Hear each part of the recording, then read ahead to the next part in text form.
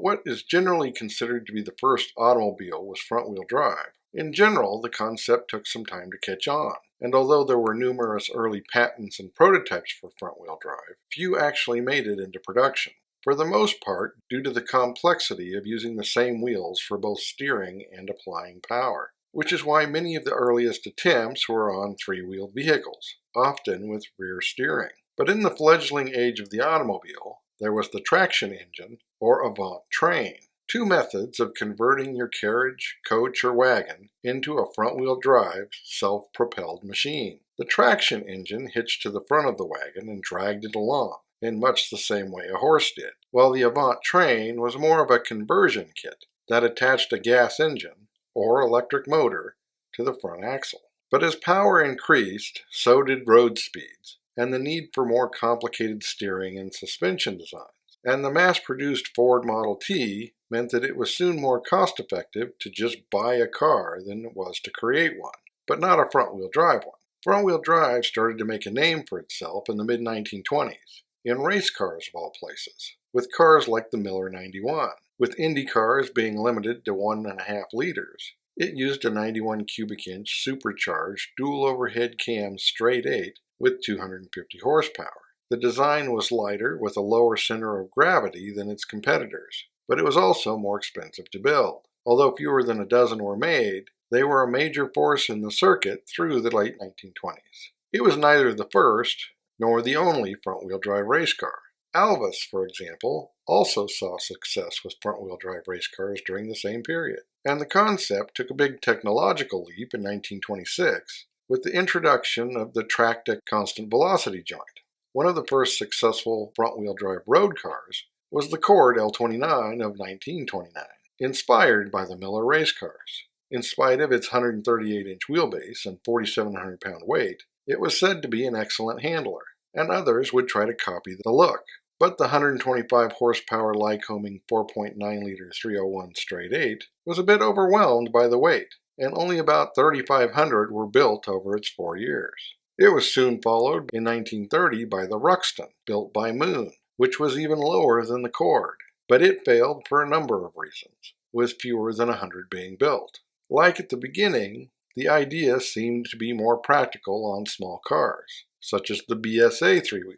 But front-wheel drive cars really seemed to be catching on in Germany. Auto Union would embrace the idea, using it on cars such as the DKW F1, introduced in 1931. It was 120 to 130 inches long on an 83 or 94-inch wheelbase, and power came from a 584cc two-stroke twin, producing 15 horsepower, followed shortly thereafter by the much more upmarket Audi Front, 172 to 180 inches long on a 120-inch wheelbase. These luxury cars were powered by a 2 or 2.3-liter straight 6 with 49 to 54 horsepower. Then there was the Adler Trump of 1932, starting at 163 inches long on a 111-inch wheelbase, using a 1500cc side valve 4 with 32 horsepower.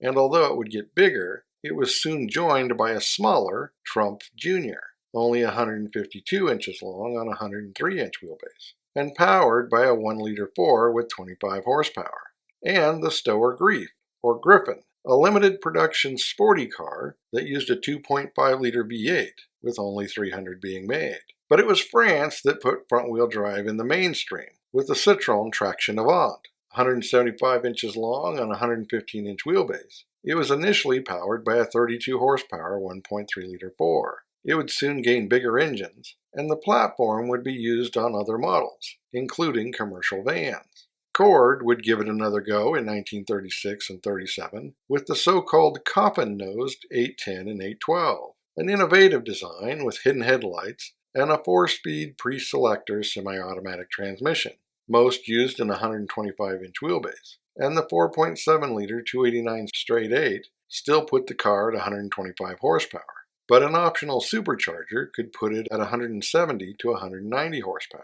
However, few of these brands would survive both the Depression and the Second World War. Cord was gone after 1937. Audi, Adler, and Stower barely made it to 1940. DKW would return after the war in West Germany, and for a while as IFA in East Germany.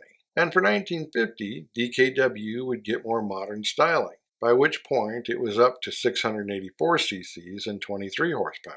But there were a string of new front-wheel drive cars introduced after the war, including a number of cars from Lloyd Hansa, ranging from the Lloyd 650 Roadster to the Borgward Hansa 1500, a car that was 175 inches long on a 100-inch wheelbase and had 48 horsepower. That would soon be joined by a more powerful 52 horsepower 1800. Newcomer Saab appeared in Sweden in 1949 with the 9.2, 156 inches long on a 97-inch wheelbase, and powered by a 764cc two-stroke twin. A restructured Panhard introduced the Dyna X. The small car was 150 inches long on an 84-inch wheelbase and weighed 1,200 pounds. Initially, it used a 610cc horizontally opposed twin for 22 horsepower. There was also the new Citroën 2CV, 152 inches long on a 95-inch wheelbase and weighing 1,300 pounds, and initially powered by a 375cc horizontally opposed twin with 9 horsepower. While the Traction Avant would carry into 1957, although it was technically replaced in 1955 by the iconic DS. The car that would change the market, however, was the Austin Mini of 1959, using front-wheel drive and other modern features to create a car that was the epitome of small car packaging efficiency, only 120 inches long on an 80-inch wheelbase and 1,300 pounds, starting with an 850cc engine with 33 horsepower, providing surprisingly good performance, leading to many variations, spin-offs, and copycats, as front-wheel drive remained mostly the realm of small cars. But at this point, front-wheel drive was primarily something produced by small French and German companies, although it was quickly spreading across Europe, but both Panhard and Hansa Lloyd would soon disappear. America would give it another go, however, in 1966, with the rather unconventional Oldsmobile Toronado. No small horizontally mounted engine connected to a unified transaxle here. Instead, it used a monster 7-liter, 425 cubic inch, 385 horsepower V8, connected to a traditional automatic transmission, mounted backwards, and bolted directly to a front differential, all in a body that looked like nothing else on the road. And Cadillac would get a version of it the following year, as the new Eldorado, with more conservative styling that was better suited to the brand's image, along with a 7-liter 429 that would grow to a 7.7-liter 472 for 1969, and then an 8.2-liter 500 for 1970, with the car itself continuing to grow in size, making for a front-wheel drive coupe of epic proportions, eventually reaching up to 224 inches long on an 126-inch wheelbase and weighing over 5,200 pounds. But for the most part, front-wheel drive remained the realm of small economy cars, such as the Honda N360, even smaller than the Mini at 118 inches long on a 79-inch wheelbase, and powered by a 32 horsepower 350cc twin. DKW would be taken over by Volkswagen and restructured to move away from the two-stroke twins, to be reinvented as a revived Audi, and then later used to help Volkswagen transition from air-cooled rear-engine designs to water-cooled front-wheel drive designs, leading to the Golf of 1975, known in the US at the time as the Rabbit. It was 150 inches long on a 95-inch wheelbase and 1,700 pounds, starting with an 1100cc inline 4 with 50 horsepower. It would help popularize the front-wheel drive into the American mainstream and elsewhere, inspiring a string of copycats, such as the Talbot and Plymouth Horizon, 163 inches long on a 99-inch wheelbase, and weighing around 2,100 pounds, initially using Simca Poise engines of 1.1, 1.3, 1.4, and in the US, 1.6 liters. And by the early 1980s, all the major manufacturers from America and Japan were switching to front-wheel drive for all but the sportiest models, mostly because it allowed for a bigger cabin in a smaller car, but also because of better traction on slippery surfaces. And although they were once applauded for their handling characteristics, the tendency towards understeer had changed that image, meaning it is no longer the preferred layout for better handling models. But today it remains the mainstream layout, even finding its way into sporty cars and light trucks,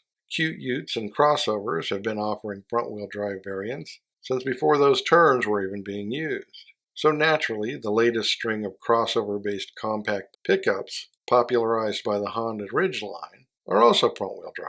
In many parts of the world, this is far from a new concept, with Ford's Courier going front-wheel drive way back in 1991. And if one was inclined to look, they could find earlier examples, both in the US and abroad. Today, all-wheel drive is increasingly moving into the mainstream, adding cost in the name of traction and image, although front-wheel drive is unlikely to fully disappear anytime really soon. So as always, thanks for watching. Don't forget to comment below and like and subscribe.